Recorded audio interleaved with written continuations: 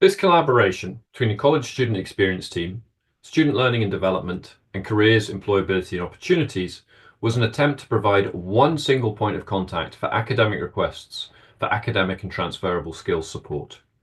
Our aim was to also provide this support at programme rather than course level. Our success was a direct result of our ability to collaborate across services and with our academic colleagues in schools. Initially, the project was trying to answer two fundamental questions. The first question for professional services teams was, how do we deal with the volume and diversity of requests we get for in-curriculum support from academic colleagues? The second question for academic colleagues was, how do we provide support for all of the diverse academic development and skills needs of our students? And who do we go for when we need support? And if I'm being blunt, how do we avoid spending ages being passed from pillar to post until we find the right person for our L&T needs? Our response in the College of Social Sciences was to establish a multi-service team of professional services colleagues from the college, careers, and student learning and development. This team was able to provide one single coordinated response to academic requests for L&T support. As a cross-functional team, we were also able to provide support at a programme level, and in this particular case, across the entirety of a 4-year degree programme, the MA Primary Education. For academics, this means it doesn't matter who you contact with your initial request for support for assessments or academic writing, for group work or presentation skills support, or employability input. Whoever you speak to will be able to provide a comprehensive cross-service response that covers all areas of your L&T needs with no need to be passed on to someone else. Obviously, there's a third voice in this discussion, and that's the voice of students. And in our experiences, what students want to know is, how can they get timely, tailored, and accessible support for their academic and skills development needs within the curriculum? And we would argue that all three of these questions have been answered by our multi-service collaboration and single point of contact for L&T support. The following presentation provides an introduction to this multi-service, cross-functional, one-stop shop, if you like, for academic requests. It discusses the programme mapping process, which we developed and are still developing. A mapping process which decides what support is required and where it should be inputted. It provides examples of the support we actually delivered, and it ends with a reflection on some of the benefits and challenges.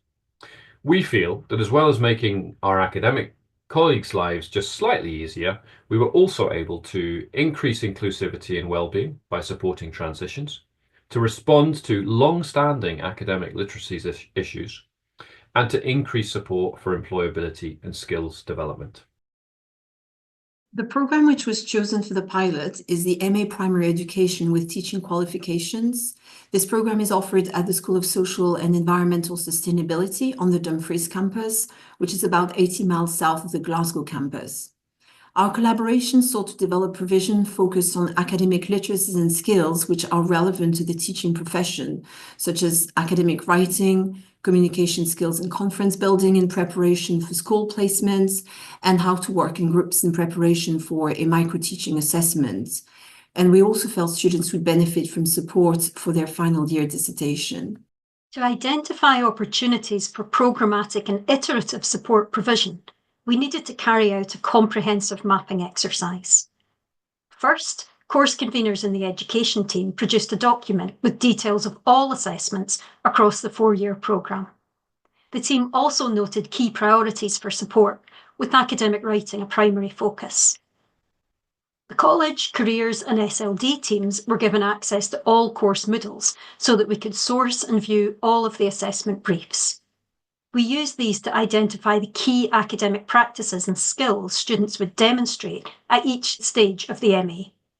This enabled us to identify opportunities to offer provision tailored to the needs of the cohort. The third step was to create a spreadsheet with details of each assessment, suggested inputs, and questions we had about the assessment requirements.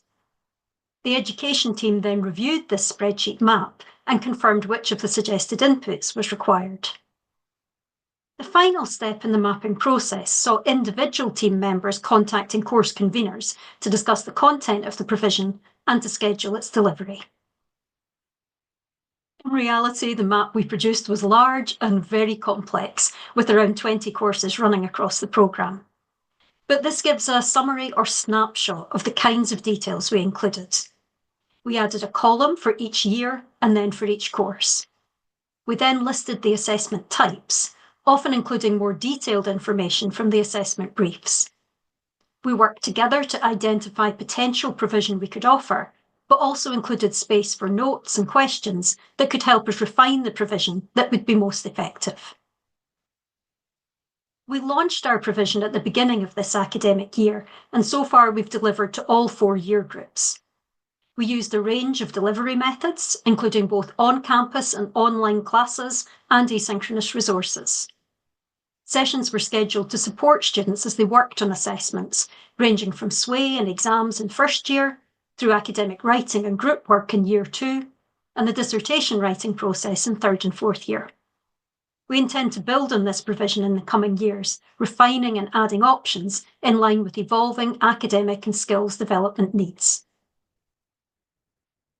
Reflecting on our pilot, a key benefit was the creation of a one-stop shop for academic and skills development provision. This made it easier for academic colleagues to access wide-ranging support for their students. The professional services teams could coordinate so that we made efficient use of our cross-service resources.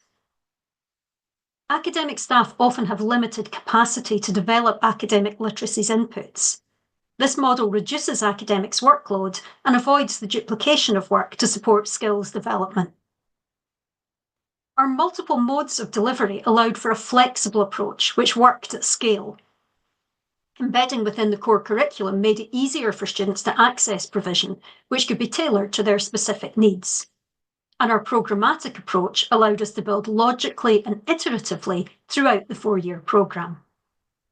From the perspective of our school, our location in Dumfries means that students don't always have access to some of the provision offered at Gilmore Hill. This project helped to drive a significant increase in presence of academic and skills development support on our campus. Through this project, Dumfries students were included in broader university and college service offering. As academics, we found that college careers and SLD colleagues were supportive, approachable, and flexible. The inputs were of high quality, and we observed that students were engaged in the in-person sessions and were also given the opportunity to engage with the college careers and SLD colleagues beyond the classes. Our colleagues took time to get to know the students, to understand what they found difficult or daunting, and adapted their advice accordingly. All sessions were thus fully tailored to the needs of our students, who highly valued them. Inevitably, we also encountered challenges. It's a resource-intensive process, and both the mapping and planning stage and the design and delivery of tailored provision took considerable time. While we collaborated very effectively to produce a high-level plan for support, with hindsight, we should have put more structure for communication on individual course provision. Scheduling an early meeting between the course conveners and the professional services colleagues involved could also have helped to clarify questions around assessment specifics. In order to ensure students can attend the skills development sessions, it's best to schedule them during the scheduled classes for the courses. Otherwise, as we found out, the mapping and timetabling processes are time-consuming and at times impracticable due to the availability of staff, but also of students who have different electives, work commitments, and placements. Thus, realistically, only one synchronous session can be scheduled for each course. Moreover, because we're in Dumfries, there was a need to cluster provision to optimize travel and resources, but this resulted in some logistic challenges as classes are scheduled throughout the week.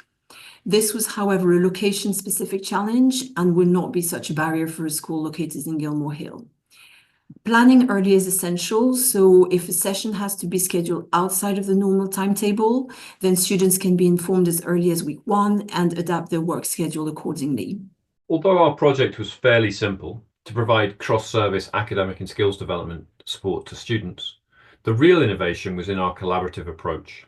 Collaboration that was based on solid relationships built up over time and through regular and consistent interaction. This collaborative, multi-service approach enabled us to provide support which was programmatic and scalable.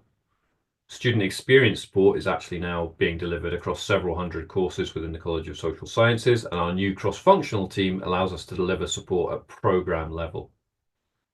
Embedded, So delivering academic and skills development support within the curriculum means that all students have equal access and opportunity. And finally, tailored. While our content builds on our existing portfolio of L&T support, it can be tailored by subject, cohort, and stage. In terms of next steps for the project, well, we're actively looking for other programs to work with and are also looking to further develop our program mapping process. Thanks very much for listening.